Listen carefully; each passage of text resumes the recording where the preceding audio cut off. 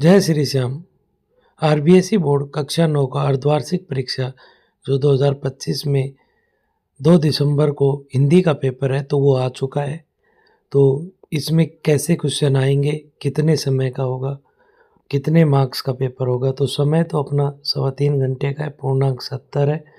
ठीक है, पेपर आपका हिंदी विषय का है। ठीक है, कैसे क्वेश्चन आएंगे, चलो क्वेश्चनों की ओर चलते हैं। अपना है खंड ए, निम्नलिखित अपठित पद्यांश को पढ़कर पूछे गए प्रश्नों के उत्तर देने। फूल से बोली कली क्यों व्यस्त मुरझाने में, फायदा क्या गंध वो मकरंद बिखराने में, तूने अपनी उम्र क्यों वातावरण में घोल दी, मनमोहक मकरंद की पंखुड़ियाँ क्यों खोल दी, तू स्वयं को बांटता है जिस घड़ी से है खिला, किंतु इस उपकार के बदले में तुझको क्या मिला।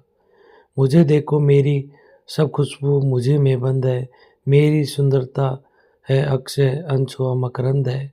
फूल उस नादान की वह चलता पर चुप रहा, फिर स्वयं को देखकर भोली कली से ये कहा, जिंदगी सिद्धांत की सीमाओं में बंटती नहीं, 4 दिन की जिंदगी खुद को जिए तो क्या जिए। बात तो तब है कि जब मर जाए औरों के लिए, प्यार के व्यापार का क्रम अन्यथा होता नहीं, वह कभी पाता नहीं है जो कभी खोता नहीं। देखो, तो ये अपनी कविता दी हुई है, पद्यांश दिया हुआ है। इसको पढ़ने के बाद हमें इन क्वेश्चनों का आंसर देना है। देखो क्या क्वेश्चन है, पुष्प शब्द का पर्यायवाची क्या होगा। तो हमें दिया हुआ है ऑप्शन गंध, मकरंद, फूल, मनमोहक। तो यहाँ से जो राइट आंसर हो जाएगा वो क्या होगा, फूल होगा। अपकार का विलोम, अपकार का क्या होगा, उपकार।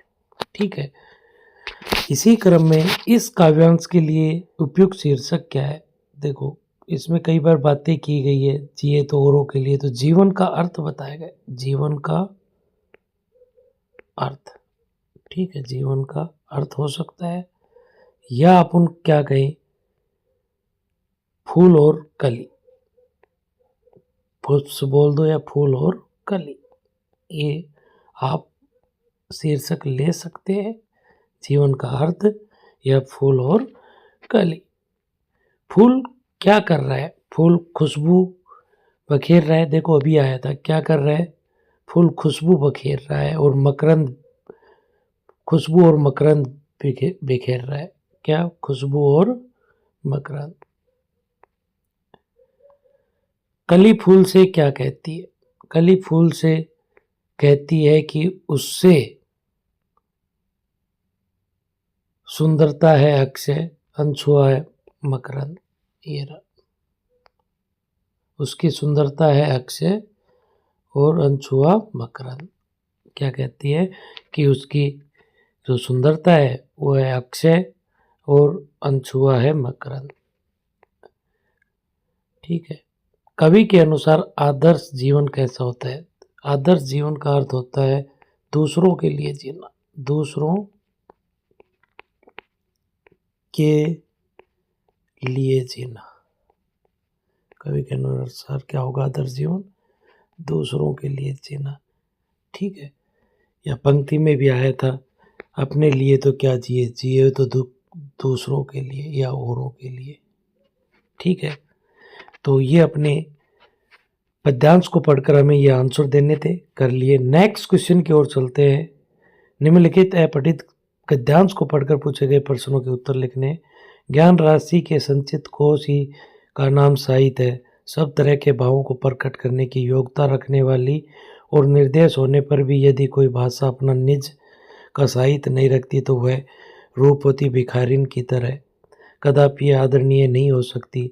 उसकी शोभा, उसकी श्री संपन्नता, उसकी मान मर्यादा उसके साहित्य पर अवलंबित रहती है। जाति विशेष के उत्कर्ष का, उसके उच्चनीय भावों का, उसके धार्मिक विचारों और सामाजिक संगठन का, उसके ऐतिहासिक घटना चक्रों और राजनीतिक स्थितियों का प्रतिबिंब देखने को यदि कहीं मिल सकता है तो उसके ग्रंथ साहित्य ही में मिल सकता है। सामाजिक शक्ति या सजीवता, सामाजिक अशक्ति या निर्जीवता और सामाजिक सभ्यता तथा असभ्यता का निर्णायक एकमात्र साहित्य है। जातियों की क्षमता और सजीवता यदि कहीं प्रत्यक्ष देखने को मिल सकती है तो उसके साहित्य रूपी आईने में ही मिल सकती है। इस आईने के सामने जाते ही हम यह तत्काल मालूम हो जाता है कि अमुक जाति की जीवन शक्ति इस समय कितनी या कैसी है और भूतकाल में कितनी और कैसी थी। तो ये अपना गद्यांश है, आपको 2 बार कम से कम पढ़ना है। एक बार में आप क्वेश्चनों को नहीं पकड़ पाओ, लेकिन 2 बार इसको सोच समझ के इसको पढ़ना है। देखो, अब क्वेश्चनों के चलते हैं। ज्ञान राशि से संचित कोष का ही नाम खालिस्तान है। देखो, ऑप्शन में आया था, ठीक है।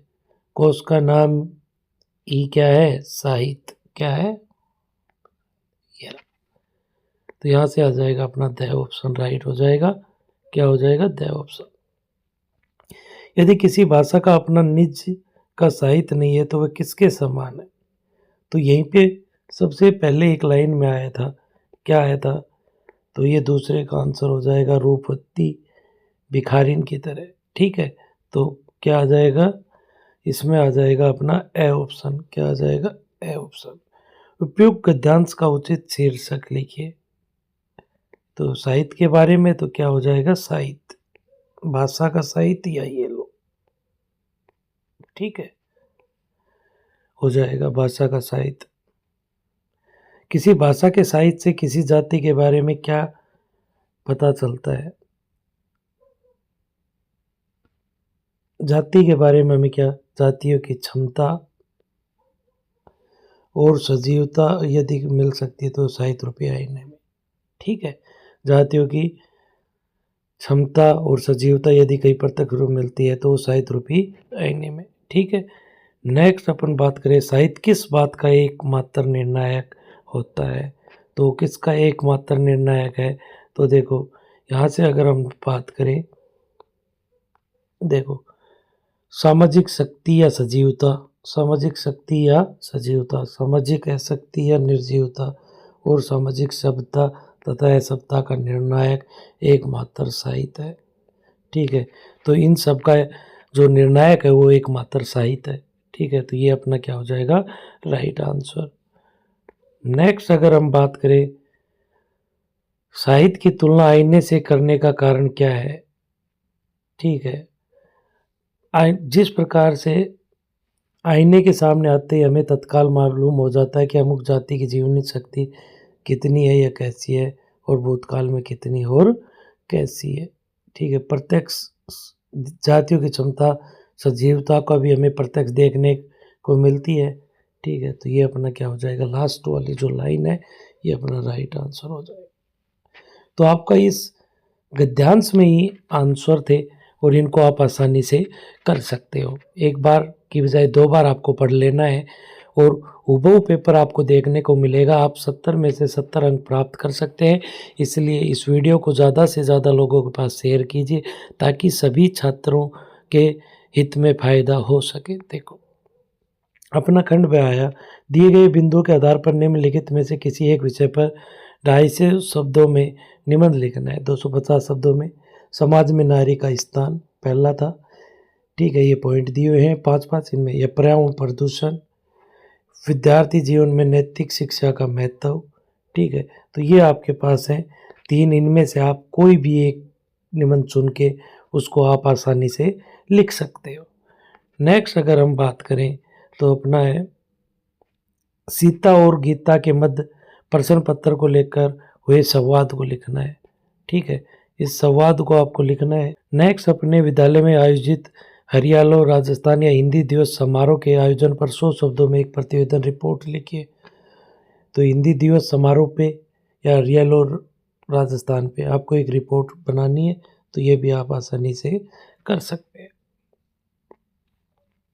नेक्स्ट अगर हम बात करें, निम्नलिखित प्रश्नों के उत्तर वाला वर्ण अक्षर कोष्ठक में लिखिए, ठीक है। निम्नलिखित में से जड़ शब्द का विलोम है। जड़ शब्द का विलोम पूछा है तो जड़ का क्या होगा?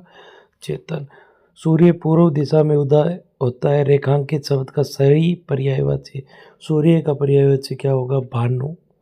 अत्याचार शब्द में उपसर्ग, उपसर्ग आगे जुड़ता है तो अति, ठीक है। क्या हो जाएगा? अति। नेक्स्ट है, काला घोड़ा तेज दौड़ता है। रेखांकित शब्द में कौन सा? ये उसका गुण बता रहा है तो गुणवाचक हो जाएगा। काला क्या है? गुण। उस जगह पर बच्चे खेल रहे। रेखांकित पद में कौन सा प्रसर्ग है। कौन सा प्रसर्ग है? तो ये आ जाएगा अधिकरण। क्या आ जाएगा? अधिकरण। वाक्य में ने प्रसर्ग, कर्ता ने। ठीक है, तो इस प्रकार से हमारे ये 6 पार्ट दिए हुए थे, तो हमने आसानी से कर लिए। नेक्स्ट क्वेश्चन की ओर चलते हैं। निम्नलिखित प्रश्नों के उत्तर संक्षिप्त में दीजिए। देखो, मुट्ठी गर्म करना, मुहावरे का अर्थ क्या है? घूस देना। ठीक है, घूस लेना। नेक्स्ट है टेढ़ी खीर होना, बहुत कठिन कार्य, बहुत कठिन कार्य, बहुत कठिन काम बोल दो। सरल वाक्य किसे कहते हैं? तो यहाँ पर अपनी बात हो रही है सरल वाक्य, ऐसा वाक्य जिसमें एक कर्ता और एक ही विधेय हो। एक कर्ता और एक विधेय हो। ठीक है, उसे क्या कहते हैं? सरल वाक्य। संयुक्त वाक्य का वह खाना खाकर सो गया, तो उदाहरण देना था। संयुक्त वाक्य का वह खाना खाकर सो गया। ठीक है, इस जल प्रलय में पाठ में मृत्यु का तरल दूत किसे? ये आपके क्वेश्चन आंसर है। बाढ़ पीड़ित क्षेत्र में कौन कौन सी बीमारियां फैलने की। ठीक है, ये आपको पढ़ लेना है। खंड 2 में निम्नांकित लघुत्तरात्मक प्रश्नों के उत्तर देने हैं। ये आपके पाठ से संबंधित है, 2 पहलों की कथा कहानी। ठीक है, शायद खून की हम उतनी परवाह नहीं करते, पाठ के आधार पर हास्य बताना है। और ये आपका पेपर है, ये आपको उत्तर देने विस्तार से। तो ये क्वेश्चन पेपर आपको 2 दिसंबर को देखने को मिलेगा। और इस चैनल के माध्यम से आप घर बैठे कक्षा 10 के गणित विषय की संपूर्ण पाठ्यक्रम की ऑनलाइन तैयारी आप निःशुल्क बैठे कर सकते हैं। यहाँ पर आपको model paper, previous year paper, old paper, हर प्रकार के क्वेश्चनों से आपको अवगत करवाया जाएगा, ताकि आप जो एनुअल एग्ज़ाम है आप 100 में से 100 स्कोर कर सकें। तो अभी आपके पास समय है, लेकिन यहाँ पर जो भी मैटर प्रदान किया जाएगा वो इम्पोर्टेंट होगा परीक्षा की दृष्टि से भी, इसलिए इस चैनल को सब्सक्राइब करना न भूलें। धन्यवाद।